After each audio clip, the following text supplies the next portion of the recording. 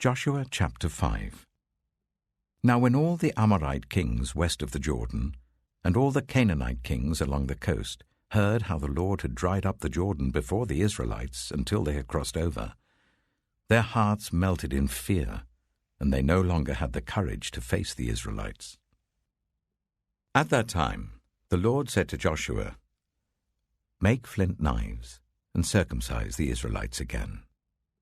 So Joshua made flint knives, and circumcised the Israelites at Gibeath-Haaraloth. Now this is why he did so. All those who came out of Egypt, all the men of military age, died in the wilderness on the way after leaving Egypt. All the people that came out had been circumcised, but all the people born in the wilderness during the journey from Egypt had not.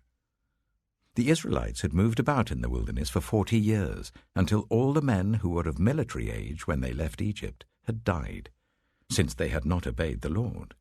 For the Lord had sworn to them that they would not see the land that he had solemnly promised their ancestors to give us, a land flowing with milk and honey.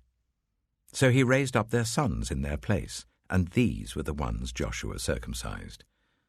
They were still uncircumcised because they had not been circumcised on the way. And after the whole nation had been circumcised, they remained where they were in camp until they were healed. Then the Lord said to Joshua, "Today I have rolled away the reproach of Egypt from you." So the place has been called Gilgal to this day. On the evening of the 14th day of the month, while camped at Gilgal on the plains of Jericho, the Israelites celebrated the Passover.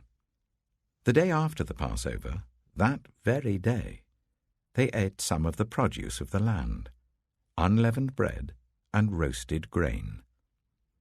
The manna stopped the day after they ate this food from the land.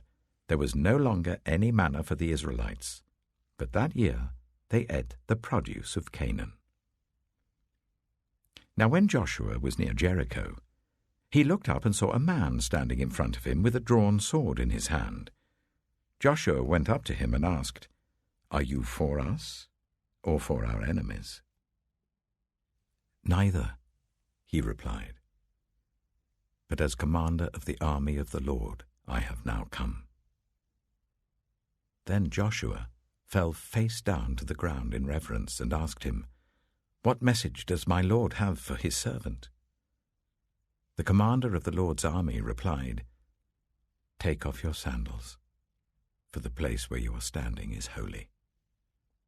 And Joshua did so.